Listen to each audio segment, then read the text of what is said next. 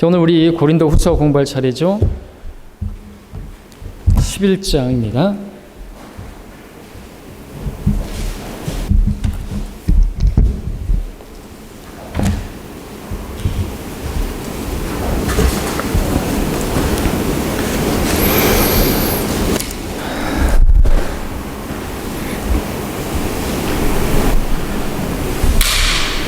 모기다.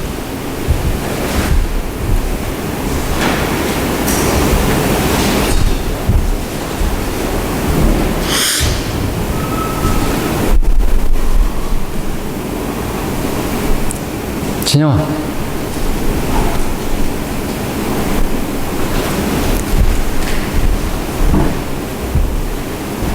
공사하느라고 문을 열어놨더니 모기가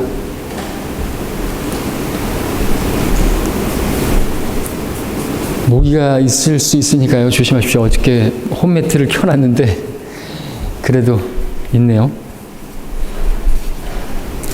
어제 밤사이 계속 홈매트를 켜놨었습니다만. 자, 고린도후서 11장 1절부터 오늘 또 시간이 되는 데까지 공부를 하겠습니다. 진도가 중요한 건 아니겠죠? 자, 1절에 나는 너희가 좀 어리석은 나를 용납해 주기를 바라노라. 부디 나를 용납하라고 말하고 있습니다. 나를 받아들여 달라는 그런 애절한 마음도 담겨 있는 것이죠. 근데 여기서 어리석은 나를 이라고 표현하고 있습니다. 이유가 무엇입니까? 10장 8절에서 보면 10장 8절에서 그들이 말하기를 그의 편지들은 무게가 있고 힘이 있지만 직접 대할 때는 약하고 그 언변도 하찮다고 하기 때문이라고 말하고 있습니다. 8절을 제가 읽어야죠. 참. 주께서 우리에게 주신 권위는 너희를 세우려는 것이지 무너뜨리려는 것이 아니라 내가 우리의 권위에 관하여 좀 더 자랑한다 할지라도 결코 부끄럽지 않을 것이라. 부끄러운 것처럼 보일지 모르겠지만 부끄러운 게 아니다라는 것이죠. 어떤 것이요? 자신의 사도됨에 대해서 자랑하는 것이. 그러니까 제가 목사라는 것을 막 자랑한다. 그러니까 어리석어 보이지 않습니까? 근데 그럴 만한 이유가 있기 때문에 그렇죠. 왜 그렇습니까? 어떤 사람들이 바울을 시기하면서 바울의 편지는 바울을 대면하기 전에는 얼굴을 보기 전에는 참 괜찮은 사람 같은데 무게가 있고 그 글도 너무나 권위가 있는데 직접 대할 때는 약하고 언변도 하찮고 그렇게 이제 험담을 했던 그 사람들을 바로잡기 위해서 그들로부터 고린도 교회 성도들을 지키기 위해서 할 수 있는 방법이 이 어리석은 방법밖에 없는 것이죠. 어리석은 자들에게 어리석은 방법으로 그렇게 권면하는 것이죠. 자, 고린도인들이 바울의 대적들에 의해서 잘못된 길로 들어서고 있었기 때문에 그들을 바로잡기 위한 방법으로 이 방법밖에 없다고 그렇게 판단한 것입니다. 그래서 그 방법을 통해서만이 자신의 사도적 권위를 그렇게 그들에게 확인시켜 줄 수가 있었기 때문이죠. 물론 그 일이 어리석은 일이라는 것을 바울도 알지만 그렇게 할 수밖에 없었던 것은 10장 11절에서 보는 것처럼 10장 11절에 그러한 사람은 이것을 생각해야 하리니 즉 우리가 함께 있지 않을 때 편지로 말하는 것이 함께 있을 때 행동으로 하는 것과 같다는 것이라고 말하고 있습니다. 무엇입니까? 어떤 사람들은 멀리 있었을 때는 막 험담하고 말이죠. 가까이 있으면 아무 말도 못하고 말이죠. 그리고 외모로 판단하고 말이죠. 그러나 그렇게 판단하면 안 될 거라는 거예요. 그리고 내가 너희들과 함께 있을 때나 멀리 떨어져 있을 때나 나는 동일하다라는 것이죠. 그리고 우리 그리스도인들은 다 그래야 되겠죠. 멀리 떨어져 있을 때나 또 그 사람이 나하고 없을 때나 그 사람은 그 사람이고 가까이 있을 때도 그 사람은 그 사람이고 가까이서 만났을 때 교제하는 그것처럼 멀리 떨어져 있었을 때도 그렇게 동일하게 돼야 되는 거죠. 안 보인다고 해서 험담하고 가까이 있으면은 사랑해요, 존경한다 그러고 그죠? 목사님 그러다가 없으면은 목사 흉보고 그러면 안 되는 거잖아요, 그죠? 그걸 이야기하는 것이죠. 멀리 있을 때나 가까이 있을 때나 같다라는 것입니다. 그러니까 무슨 말입니까? 멀리 있었을 때 편지로 말하는 것이나 이제 가까이 가서 너희들을 대할 때 똑같이 대하겠다 이거죠. 아주 무겁게 대하겠다 이거죠. 권위 있게 대하겠다. 그런 어떻게 보면은 협박 같은 그런 말이 되는 거죠. 무서운 말인 것입니다. 그리고 사도에 대한 그 권위를 내세우면서 그것을 이야기하고 있는 것이죠. 자, 이렇게 하는 것은 바울이 인정받기 위해서 내가 사도니까 인정해달라는 게 아니라 그 목적으로 자랑하는 것이 아니라 바울이 구령한 그 회심자들을 이 대적들이 훔쳐가려고 하기 때문에 그것을 막기 위해서 교회를 지키기 위해서 이렇게 어리석은 걸 알지만 어리석게 보이는 이 일을 할 수밖에 없었던 것이죠. 우리 11장 12절에 보시면 그래서 이렇게 말하고 있습니다. 내가 하고 있는 일을 계속하리니 이는 기회를 찾는 자들에게서 그 기회를 끊어버림으로써 그들이 자랑하는 그 일에 대하여 그들이 의리와 동등하게 보이게 하려 함이라 그랬습니다. 그러니까 바울을 대적하는 사람들이 기회를 찾고 있는 것이죠. 어떤 기회를 찾는 것입니까? 바울을 험담하면서 바울은 언변 하찮고 그럼 우리는 그러나 언변이 좋고 우리는 그럴듯한 언변을 가졌고 정중한 말을 하는데 그렇게 하는 거죠. 여러분 정동수가 하는 말이 정동수가 하는 거 그거예요. 그전에 이소 목사님에 대해서 인격이 어떻고 말투가 어떻고 너무나 과격하고 그렇게 하면서 자기네 교회 사람들은 뭘 계속해서 가르치는 겁니까? 우리는 품위 있게, 우리는 인격적으로 정말 이렇게 좀 그럴듯하게 존중 이렇게 그런 말을 많이 하는 거예요. 그러면서 우리를 비난할 때는 항상 그런 걸 비난한단 말이죠. 그러면서 뭐라는 겁니까? 그런 것밖에 없기 때문에 그렇게 해서 성경 침략의 사람들을 뺏어가려고 하는 것이죠. 그리고 자기가 번역한 흠정력을 사람들에게 그렇게 자랑하고 쓰게 할 목적으로 그것밖에 없어요. 저 목사는 너무나 과격하다. 아니 뭐가 과격해? 러커 목사님도 그래서 싫어하는 거죠. 러커 목사님도 싫어해요. 러커 목사님께서 무슨 나치주의니 이러면서 아주 인격적으로 왜 그런가 하니까 너무 과격하다는 거예요.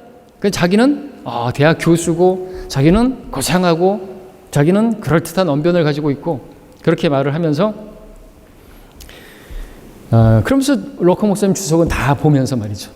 그리고 까는 거예요. 멀리 떨어졌으니까 가까이 있으면은 절대로 이소 목사님하고 만나면 절대로 그런 말을 못하죠. 근데 그런 사람들이 바로 바울의 대적자들이고 그러한 사람들의 그 기회를 찾고 있는 그래서 사도 바울의 사도 권위를 떨어뜨리고 그리고 그들로 하여금 고린도 성도들로 하여금 자기를 따르게 할 목적으로 그 기회를 찾고 있는 자들 끊어버리겠다라고 하는 그 목적으로 내가 이 일을 계속한다라는 것인데 그거 뭐냐니까 자신의 사도됨에 대해서 자랑하는 그 일을 말하고 있는 것이죠.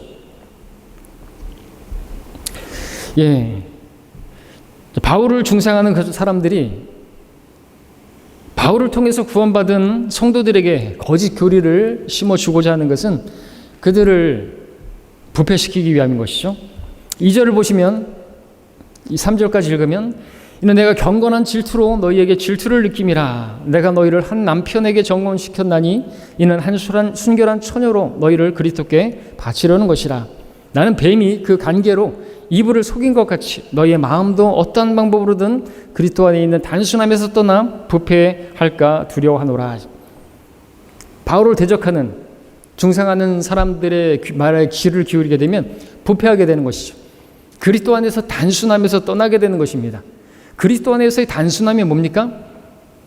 하나님의 구원 계획부터 시작해서 정말 단순합니다. 어린아이같이 되면요 하나님께서 그에게 교리를 깨닫게 해주시죠. 누가 주의 교리를 깨닫을 수 있습니까? 젖가슴에서 물러난 자들에게로다 라고 말하고 있습니다. 그러니까 아이들도 알 수 있다는 거죠. 너무나 쉬운 것이에요. 알기 쉬운 거예요. 깨닫는 자에게는 알기 쉬운 것이요 라고 말씀하고 있습니다. 구원 계획이 얼마나 쉽습니까? 구원받는 방법이 얼마나 쉽습니까? 그러니까 어떻게 복잡하게 된 마귀에게 속은 사람들만이 부패된 사람들만이 구원을 아주 어렵게 만들어 놓은 것입니다. 어떻게 어렵게 만들어 놨습니까? 산상수훈을 지켜야 된다든지, 그죠? 그래도 율법을 지켜야 된다더니, 그러니까 구원은 믿음으로 받지만 그 구원을 또 이루어가는 것, 지키기 위해서는 자신의 행위가 필요하다고 열심히 신앙생활해야 되고, 뭣도 해야 되고, 그렇게 가르치는 것입니다. 이게 복잡하게 된 것입니다. 그러나 구원 계획이 너무나 간단한 것은 하나님께서 다 이루어 놓으셨기 때문에 그렇습니다. 하나님께서 다 이루어 놓으신 걸 받아들이면 되는 거예요. 내가 뭘 이루는 게 아니라 하나님께서 이루신 것을 내가 받아들이기만 하면 내가 구원이 되는 것입니다. 근데 그걸 받아들이지 않고 자기가 뭘 하려고 해요. 종교는 다 자기가 하려고 하는 것이죠. 자기가 어떻게 노력해서 하늘나라로 가려고 하는 것이. 그럼 우리의 신앙은 뭡니까? 하나님께서 내려오셔서 다 이루어 놓으신 일을 우리가 받아들이기만 하면 우리는 자동으로 하늘나라로 가는 것이죠. 그렇게 단순하다고? 그렇게 쉽다고? 쉬운 거란 말이죠. 근데 그 쉬운 것을 받아들여 놓고 나중에는 복잡하게 되었습니다. 무슨 구원을 잃어버린다 그러고, 그래도 원죄와 자범죄를 나누고, 믿음으로 구원받지만 또 행위로서 그 구원을 유지해야 된다는 등, 이런 사람들은 갈라디아서에서 말한 다른 복음이고, 또 우리 11장 그 4절에서도 보고 있는 것처럼 다른 복음이 나오는 것이죠. 다른 복음, 다른 예수, 다른 영이 나오는 것입니다. 예.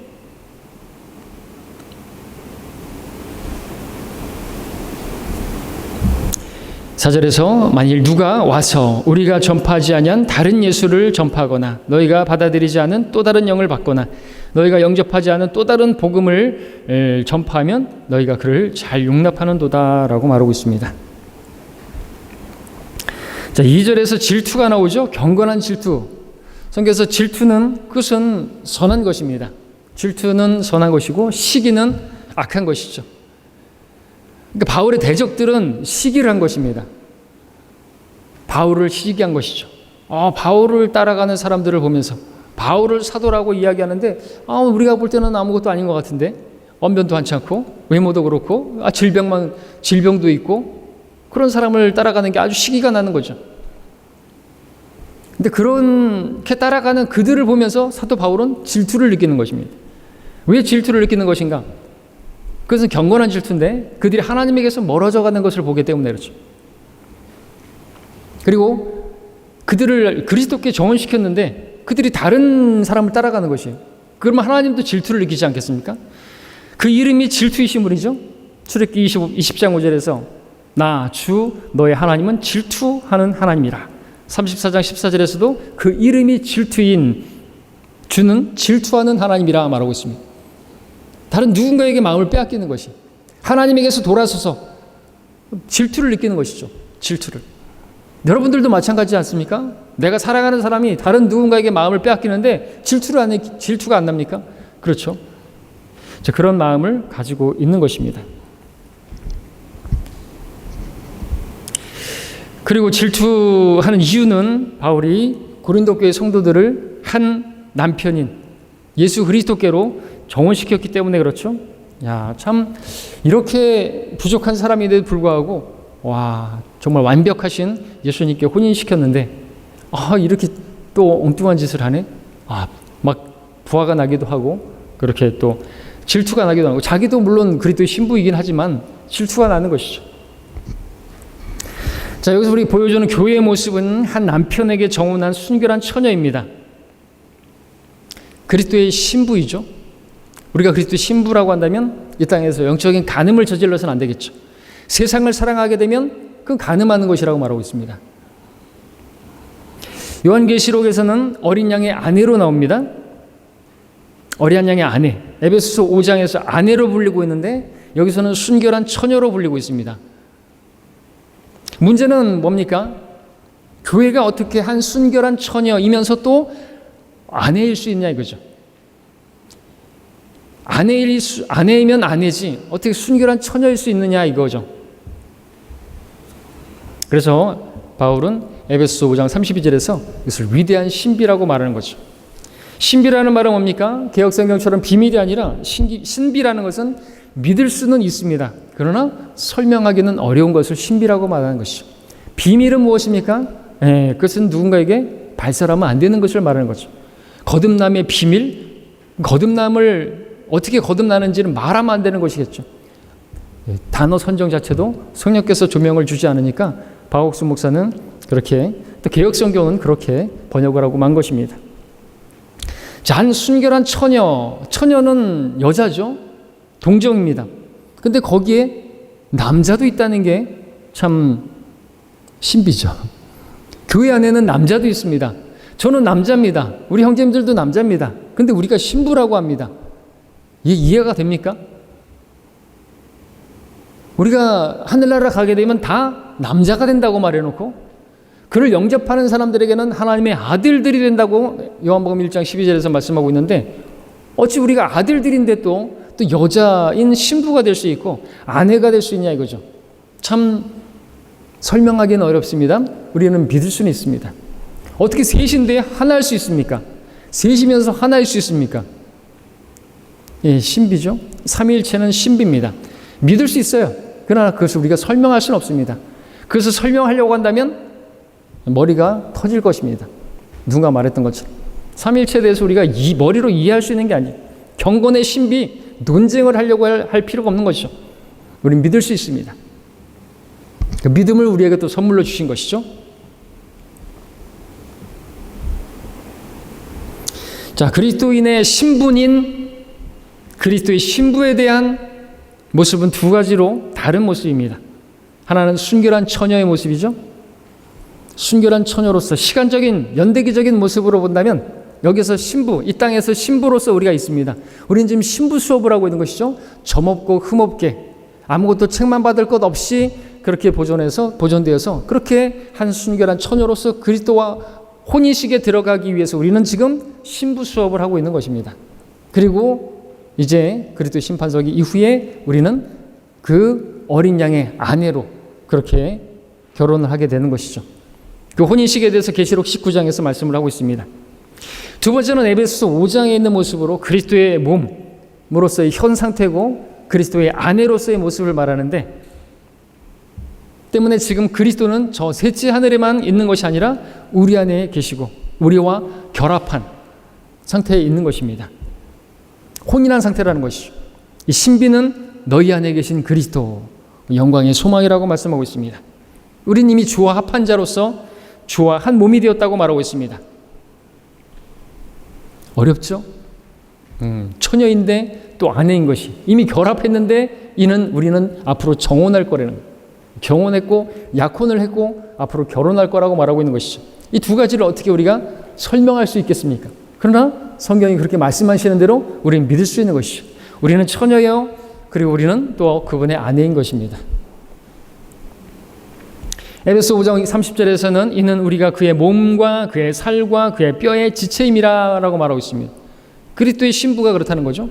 그리스도의 신부면은 이렇게 말하면 안 되잖아요. 그의 살과 뼈와 지체라고요?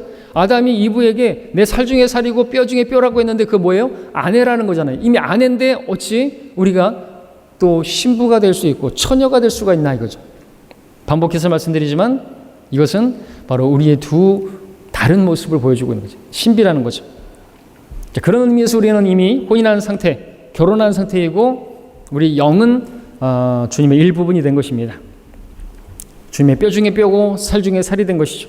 물리적으로는 아직 우리는 육체가 구원받지 않은 상태에 있고 우리 몸은 이 땅에서 늙어가고 병들어가고 있고 쇠잔해져 가고 있는데 때문에 우리는 이 땅에서 순결한 처녀로 있으면서 바로 그날을 소망하고 있는 것이죠. 혼인식에 들어가게 될 날을 소망하고 있는 것입니다. 우리 몸의 구속을 기다리고 있는 것이죠. 3절에서 말씀을 드렸던 것처럼 그리스도 안에 있는 단순함이라고 말씀하고 있습니다. 우리 그리스도인들은 단순해야 됩니다. 누가 그랬죠? 단무지같이 단순하고 무식하게 그렇게 주님께서 명령하시면 예라고 말할 수 있어야 되겠죠. 아니오가 있을 수는 없어요. 예와 아니오가 없어요. 그리스도 안에는, 주님 안에는 예만 있었다고 그랬죠. 근데 아니오가 왜 아니오가 나와요? 뭘 주님께서 말씀하셨는데 왜 안 하겠다고 못 하겠다고 말이 나와요?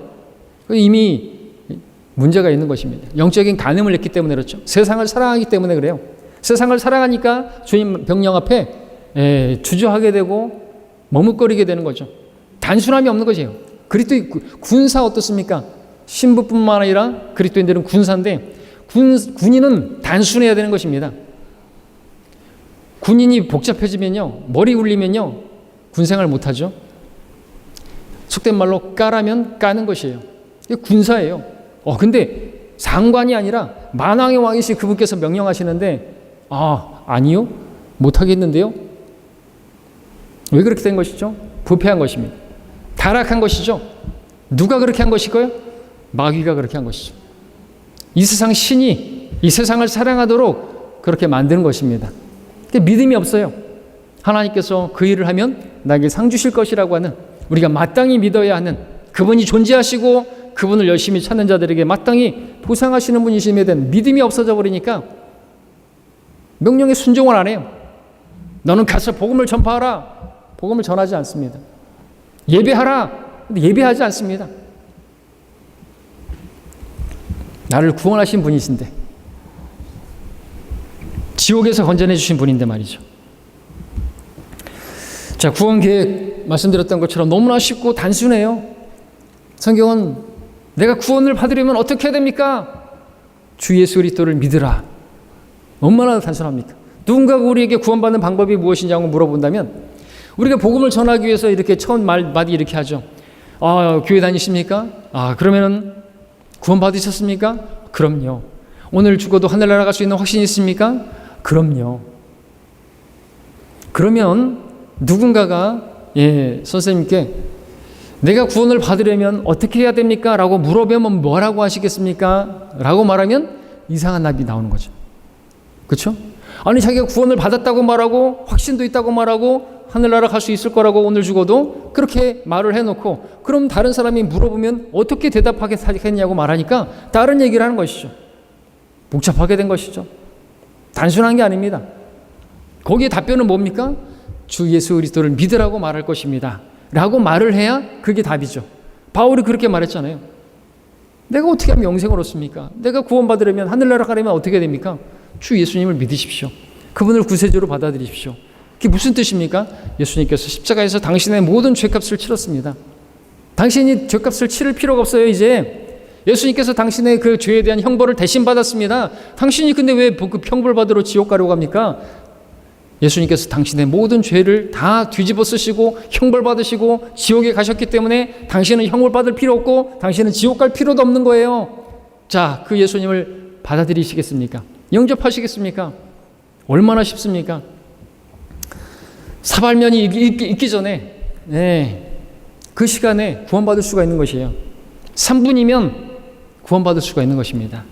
또 어떤 사람들이 그걸 일주일씩이나 하고, 어떤 사람들은 그거를 평생토록 이루어가야 된다 그러고, 오늘이 구원의 날이라고 말하는데 지금이 기뻐 받아들이는 때라고 했고, 지금 받아들이면 구원받을 수 있다는데, 어떤 사람들이 자꾸만 얘기하는 것이 일주일이 걸린다는 둥, 평생이 걸린다는 둥. 그 사람들이 누군지 아시겠죠? 미혹된 사람들이에요. 구원파 사람들이요, 제가 말하지만 그 일주일 동안 구원의 복음을 전해서 그들을 구원시키기 위함이 아니라 자기들이 사람들을 만들기 위해서, 일반 다른 장로교회에 다니는 그런 사람들 데려와가지고 그 사람들이 들어보지 못한 어떤 것들, 이스라엘의 회복이라든지 이런 것들을 쫙 그냥 빈 프로젝트로 쏘면서 일주일 동안에 뭐 하는 줄 아세요? 자기 교인 만들려고 그 일을 하는 거예요. 그렇게 되면 이제는 거기밖에는 또 구원이 없다고 그렇게 착각하게 되는 것이에요. 그게 크게 마귀 가는 것이에요, 그게. 아니, 이렇게 다 이루어 놓은 걸, 하나님께서 다 이루어 놓은 걸 자기들이 할 수 있다고, 또 어떤 특정한 어떤 전도인만 할 수 있다고, 목사만 할 수 있다고요? 착각하고 있는 거예요. 우리는 어떻습니까? 우리 다 복음 전하잖아요. 성경대로 믿는 사람들은 다 구령자들이잖아요. 그리스도의 군사, 여러분들 각각의 보직들이 있지만은 군인들은 기본적으로 다 총은 쏠 줄 알죠. 취사병이든 또 무슨 누구든 다 총은 쏠 줄 알아요. 그래서 우리 그리스도인들은 다 복음을 전할 수 있어요. 근데 무슨 전도인이 따로 있습니까? 없어요. 그게 잘못됐다는 거예요. 잘못된 것을 바로 잡아야죠. 그렇죠? 여러분 모두가 다 구령자가 될 수 있어야 되는 것이. 왜? 내가 구원받은 것을 간증하면 그게 구원의 복음을 전하는 거잖아요. 내가 생명이 있으면 생명을 낳아요. 내가 어떻게 구원을 받았는지 그걸 설명하다 보면 당연히 그 사람도 그렇게 구원될 수가 있는 것인데, 얼마나 단순한 겁니까? 우리는 너무나 많은 사람들이 다른 예수, 4절에서 말하는 것처럼 누가 와가지고 다른 예수를 전한단 말이죠. 다른 영을 또 받아들인다는 거죠. 어떤 사람들은 또 성령을 받은 이후에, 우리는 성령을 어떻게 받죠? 예수 그리스도를 믿을 때 받죠.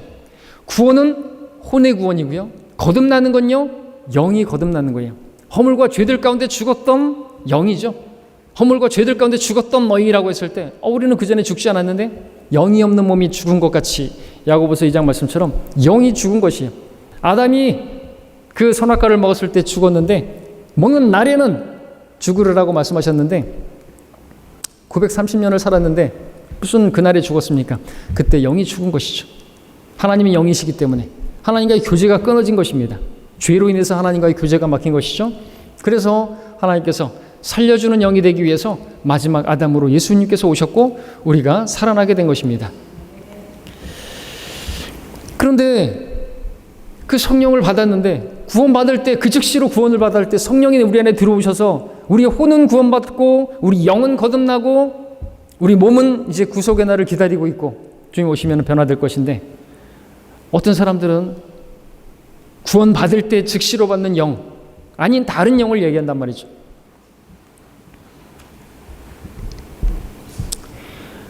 막 뒤집어지고 막 소리를 지르고 뭐 뜨거운 것이 뭐 들어왔다는 둥 막 이야기를 하는 것입니다. 경련을 일으키고 이제 그들이 받은 것은 절대로 성령이 아닌 것이죠. 우리가 구원받을 때 성령을 받은 그 이후에 어떤 영을 또 받았다고 한다면 그것은 성령이 아니라 다른 영이고 악령이고 더러운 영인 것입니다. 방언을 하는 사람들 그는 자기도 무슨 말인지 못 알아먹고 그거는요 하나님도 못 알아먹을 뿐만 아니라 그건 사탄도 못 알아먹는 말이에요. 그건 누가 알아먹어요 그거를. 근데 그런 더러운 짓을 누가 하게? 더러운 영이 들어갔기 때문에 그런 것이거든요.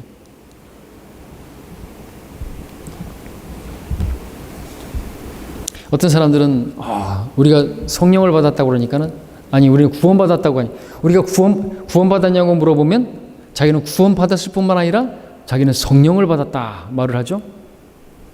기도원 원장 같은 그런 여자가 저에게 직접 말을 했던 거죠. 그들은 뭘 생각하는 겁니까? 구원받는 건 기본적이고 아주 초보적인 것이지만 자기는 구원을 받을 뿐만 아니라 성령을 받아가지고 그래서 방언을 하게 됐고 그래서 성령을 받아 능력을 받아갖고 자기는 어떤 사람들을 치유도 할 수 있고 그래서 나는 기도원에서 그런 은사로 원장을 하고 있다라고 하는 것이 그러나 잘못된 것이죠. 우리가 구원받을 때 성령께서 우리 안에 들어오셨고 우리를 성전 삼아주셨고 그 성령께서는 결코 떠나지 않으시는 것입니다. 근데 우리 주위에 보면은 성령 부흥 대집회 성령이 오시옵소서 성령의 불로 불 받아라 성령 받아라는 말인데 불 받아라 그거 받으면 불못에 던져지는 것이죠. 그렇죠? 성경에서 성령으로 또 불로 침례를 주시리라. 성령으로 침례를 받지 않은 사람들은 불로 침례를 받는 거예요. 침례라고 하는 건 잠기는 걸 말하는 건데 우리가 성령 안에 잠겨서 그리스도 안에 지체가 되지 않으면 그 나머지 사람들은 불 속에 잠기는 불 침례, 불 바다에 빠지게 되는 거예요. 근데 무식하면 용감하다고 불 받으라고 불 받아라가 아니라 너희는 불 바다에 빠질 거다 그렇게 말하는 것이나 같은 것이죠. 불 받아라 너희들은 불 바다에 빠질 것이다 그 말이에요. 또 다른 예수를 살펴보면 어쩐다른 자신들만의 예수가 있는 것이죠. 세상에는 팔려고 내놓은 각종 예수들이 있는 것입니다. 셀 수 없을 정도로 많아요. 지저스 크라이스트 슈퍼스타가 예수가 있고 해방신앙의 형병적인 예수가 있고 몰몬교 예수가 있고 그의 모친을 통하지 않고서는 어디도 갈 수 없는 가톨릭 예수가 있고 산상설교 팔복만을 이용하며 자유주의적인 현대주의적인 그런 예수도 있고 청바지 입은 예수도 있고 책이 그렇죠. 청바지 입은 예수 별의별 예수가 다 있는 것입니다. 중요한 것은 성경에 기록된 육신으로 오신 하나님이신 바로 그 예수님을 영접했느냐가 중요한 것이죠. 다른 예수를 영접했다면 그 사람은 구원받은 것이 아닙니다. 조용기 목사가 전하는 그러한 예수를 받아들였다? 구원받지 못하는 것이죠. 예수님 믿으면 잘 되고 범사가 잘 되고 건강하게 되고 귀신이 쫓아나가니까 건강하게 되고 그런 예수님 받았다. 그러면 불바다에 던져지는 것입니다. 4절에서 바울이 말하고 있는 것은 뭡니까? 마지막에 그렇게 하면 너희가 다른 예수를 전파하는데 잘 받아들이고 다른 영을 전하는데 또 다른 복음을 전하는데 너희가 그를 잘 용납하는도다 라고 말하는 것입니다. 아니 그렇게 잘 용납하면서 그러면 나도 용납할 수 있어야 되는 거 아니니? 1절에서 말했잖아요. 부디 나를 용납하라 이죠. 근데 진짜는 안 용납하고 가짜를 받아들여요. 오늘날도 마찬가지죠. 하나님께서 세우신 종은 막 험담하면서 자기가 마음에 드는 언변이 좋고 그럴듯한 정중한 말을 하는 그러한 사람들에 대해서는 잘도 받아들이는 것이, 이소 목사에 대해서는 막 비난하면서 정동선 목사는 막 그렇게 칭찬하는 그런 사람들이 성경침례교회 온 사람들의 안에도 있다라는 거죠. 그러니까 어떤 일이 벌어지니까 결국 어떻게 해요? 드러나고 말았죠. 결국에는 어떻게 돼요? 흠정역사는 정동선 목사한테 가서 막 간증을 하는 것이에요. 자기가 이제 알게 되었네, 보게 되었네 그러면서 말이죠. 잘못된 것입니다. 저 5절에서 말합니다. 나는 내가 지극히 위대한 사도들에게 뒤진 것이 없다고 생각하노라. 자신의 사도직에 대해서 방어를 하고 있습니다. 과거에 바울은 이런 식으로 말하지 않았습니다. 바울의 간증은 대개 디모데전서 1장에서 나오는 것처럼 나는 죄인 중에 우두머리라. 내가 하나님의 자비를 받은 것은 하나님의 오래 참으심 때문이고 난 하나님의 교회를 박해하는 사람이었고 그런 사람이었는데 이런 식으로 간증을 했지만 바울은 지금 여기서 나는 내가 지극히 위대한 사도들이라고 말하는데 그들보다 내가 더 나은 자다라고 말하는 것이죠. 고린도인들이 다른 예수, 다른 영, 다른 복음에 대한 그러한 그 가르침에 귀를 기울이고 있었기 때문에 하나님께서 부르신 사도와 아닌 자들을 그 차이점을 보여주기 위해서 이제 이렇게 말을 하는 것입니다. 바울은 이미 고린도인들이 대적들에 의해서 자기가 언변도 하찮고 약하고 그렇게 비방한 일에 대해서 들어서 알고 있었습니다. 바울의 대적들은 고린도인들에게 너희가 바울 사도 그러지만 사실 바울은 배우지 못한 무식한 어부와 같은 그 베드로와 야고보와 요한처럼 그렇게 무식한 사람이다. 과격한 사람이고 그 말하는 거 봐라. 얼마나 하찮은 것인가. 별 볼 일 없는 것이다. 이렇게 심어졌던 것이죠.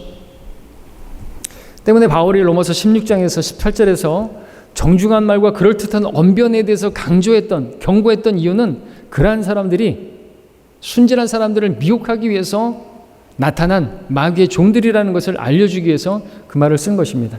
물론 정중하고 그럴듯한 말을 정중한 말을 하지 말라는 게 아니죠. 과격한 말을 일부러 하라는 게 아니죠. 그러나 우리는 그걸 포장할 필요는 없는 것입니다. 복음도 포장해서는 안 되고요. 그럴듯하게 막 그렇게 포장을 하고 거듭남 죄 사함의 비밀이니 그럴듯한 말로 포장할 필요 없고요. 단순하게 전하면 되고 우리 자신도 마찬가지예요. 우리 자신이 대단한 사람 아니에요. 그죠? 우리가 꾸밀 필요가 없단 말이죠. 우리는 정말 연약한 자였고 죄인이었고 원수였는데 그래서 자비로 구원을 받았는데 정말 나는 죄인 중에 우두머리인데 우리가 뭘 자랑할 게 있다 그래가지고 막 그럴듯한 언변과 유창한 말들과 미사 여구와 이런 것들로 포장할 필요가 없대. 그렇게 하는 사람들은 가짜다라고 하는 것을 가르쳐주기 위해서 그런 표현을 쓰는 것이죠. 그럴 필요 없습니다. 목사는 아나운서가 아닙니다. 목사는 어떤 변호사가 아닙니다. 말쟁이가 아니에요. 그러니까 제가 말투가 어떻고 표현이 세련되지 못하다고 여러분들 비방하거나 그러면은 마귀가 기뻐하는 마귀의 기쁨조가 되는 것임을 알아야 되는 것이죠.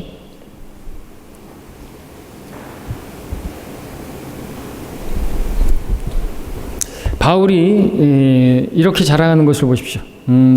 쭉 읽어보면 6절부터 비록 언변에 있어서는 서툴지만 바울도 인정한 사실입니다. 하나님께서는 그런 사람을 쓰시는 거예요.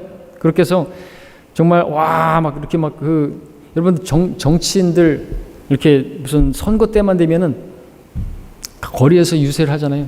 보면 참 들어보면 말을 잘하죠. 근데 하나님의 사람들은 언변과는 상관이 없었습니다. 모세도 그랬죠. 지식에 있어서는 그렇지 아니하도다 그랬습니다.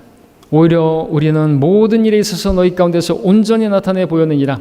혹 내가 너희를 높이려고 나 자신을 낮추어 하나님의 복음을 너희에게 값없이 전하였다고 해서 너희에게 죄를 지은 것이냐? 이게 이제 진짜 사도의 그러한 모습이죠.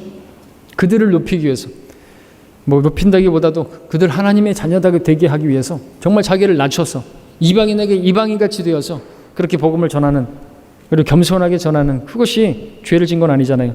내가 너에게 봉사하기 위하여 다른 교회들에게서 삭슬 받은 것이 그들에게는 탈취한 셈이니라, 이렇게 말을 하고 있는 것입니다.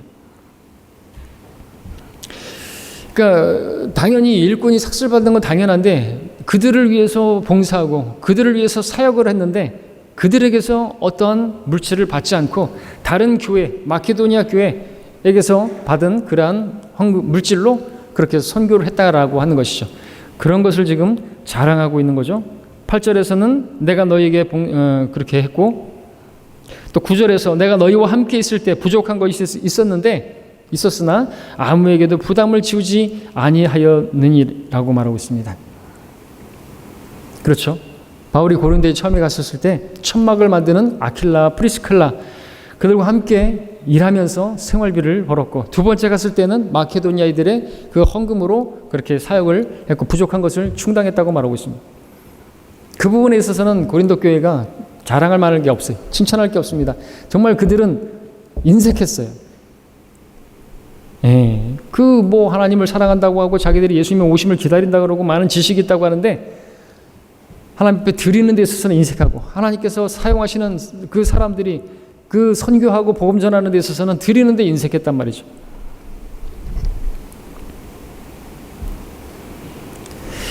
자, 바울이 실제로 자랑했던 것은 그 어떤 식으로든 고린도인들에게 물질적으로 부담이 되지 않았다는 것을 지금 자랑하고 있는 것이죠. 그래서 9절에서 내가 너와 함께 있을 때 부족한 것이 있었으나 아무에게도 부담을 지우지 아니하였으니 이는 마케도니아에서 온 형제들이 나의 부족한 것을 충분하게 채워줬습니다. 그리하여 내가 모든 일에 너희에게 부담이 되지 않으려고 주의했으며 또 앞으로도 그렇게 하겠노라 말하고 있습니다. 그리고 10절에서 그리스도의 진리가 내 안에 있으니 아카야 지방에서는 아무것도 나의 이 자랑을 막지 못할 것이라. 자, 아카야 지방이라고 하는 것은 지금 고린도 교회를 다시 돌려서 얘기를 하고 있는 거죠. 여기서는 이 자랑을 막지 못할 것이다. 왜? 아카야, 고린도 너희들은 이 부분에 있어서 너희들은 머리를 숙여야 된다는 거죠. 왜? 내가 마케도니아에서 그렇게 지원을 받아서 사역을 했기 때문에 라는 것입니다.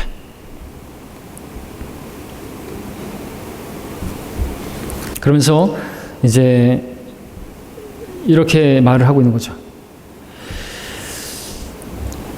하나님께서는 바울이 고린도인들을 정말 사랑하는 마음에서 또 이런 말을 하고 있는 걸 아셨을 것입니다. 그래서 11절에서 어떠한 연고냐? 내가 왜 이렇게 말하는 것이냐? 내가 너희를 사랑하지 아니함이냐? 하나님은 아시느니라 하지. 사랑하기 때문에 이렇게 책망도 하고 부끄럽게 만들기도 하고 그러는 것이죠. 너무나 육신적이고 너무나 인색하고 자기밖에 모르고 어떤 사람들을 외모로 판단하고 그렇게 따라가고 하는데 거기에 맞게끔 그렇게 내가 사도이다라는 것을, 나는 아무에게도 뒤지지 않는다, 이런 자랑 불필요하게 고린도 교회에 의해서 하지 않으면 안 되는, 안 하면 다 대적들에게, 거짓 사도들에게 그렇게 빼앗길 것이기 때문에 그렇게 말을 하는 것입니다.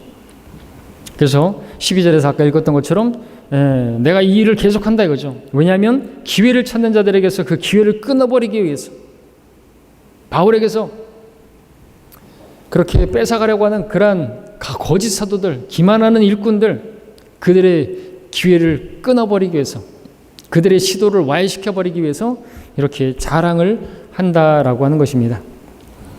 그 기회를 찾는 자들이 누구인가? 13절에서 그러한 자들은 거짓 사도들이요 기만하는 일꾼들이요 자신들을 그리스도의 사도들로 가장하는 자들이라.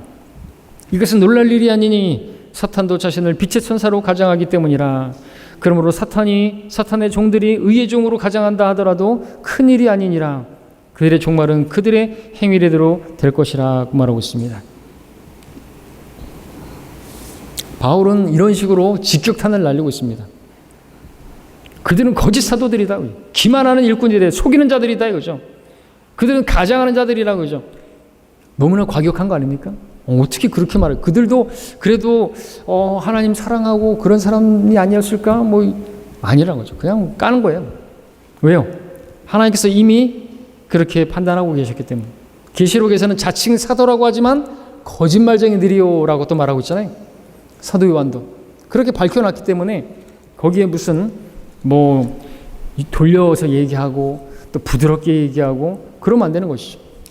여러분들 독병이 있는데 독병에다가 해골바가지 옛날에 그려놨잖아요. 왜 그렇게 그려놨습니까? 먹으면 안 되니까 경고하는 거 아닙니까? 담배에다가 왜 그렇게 막 더러운 걸 이렇게 막 폐암 걸리고 그런 거 왜 안 했어요? 먹지 말라고. 어리석은 사람들은 그걸 계속 먹어요. 우리 성경이 병개됐다고 마귀가 병개시켜놨다고 그러는데 과격하대요. 정동수는 전에도 녹음해서 알려드렸죠. 자기는 개혁성경 사탄이 병개시켰다라고 자기는 믿지 않는다고. 개혁성경도 하나님께서 우리에게 주신 그렇게 존수해 주신 좋은 성경이라고. 그러나 킹잼 성경의 흠정력은 더 나은 성경이라고. 그래서 그들이 말하는 게 뭐예요? 개혁성경은 좀 문제가 있는 성경이고 자기가 번역한 성경은 킹잼 성경 번역했지만 신뢰할 만한 번역본이라고 말하는 거죠. 신뢰할 만하다라고 하는 것은 온전히 신뢰해야 해서는 안 되는 성경을, 그것들은 영어 킹잼 성경이 최종본이에요. 그건 자료가 다 있으니까 그거는 분명하죠. 신뢰할 만하다라고 하는 신뢰할 만한 번역본이라는 표현이 미국에서는요 TR주자들이 얘기하는 것이, 영어 킹잼 성경은 신뢰할 만한 번역본일 뿐 최종본이는 TR이다 이거죠. 원어 성경이다라는 거예요. 그러니까 자기에게 주신 그 모국어로 주신 그 떡은 그림의 떡이 돼버리는 거예요. 자기가 읽을 수 없는, 일반 성도들이 읽을 수 없는 그러한 원어 성경이나 영어 성경은 그게 최종본이라고 한다면 성경을 내 손에서 뺏어가는 그러한 날강도들인 것입니다. 그런 사람들이 있는 것이죠. 분별해야 되는 것입니다. 기만하는 일꾼들입니다. 봐야 되죠. 흠정력에는 소문이 없어요. 그 성경이 왜 나와야만 했는지에 대한 그 목적이 없어요. 킹잼 성경이 이미 나왔잖아요. 한글 킹잼 성경이 나왔잖아요. 그렇게 해서 교회가 세워지고 있었잖아요. 근데 나와가지고 다 과격해. 너무 지나쳐. 개혁 성경에는 구원받을 수 없다고 말을 했다. 거짓말이고요. 사탄의 성경에는 왜 저렇게까지 하지? 어떻게 말을 할까요? 독병에다가 해골바가지 빼버릴까요? 분별력이 없는 거죠. 사탄도 자신을 빛의 천사로 가장하기 때문이라. 그래, 빛의 천사는 아닌 것이죠. 가장하는 것입니다. 예수님께서는 세상의 빛이시죠. 예수님께서는 하나님의 천사로 나오죠. 빛의 천사라고 말하셨죠. 바로 예수 그리스도를 가장하는 것입니다. 사탄은요 한 신입니다.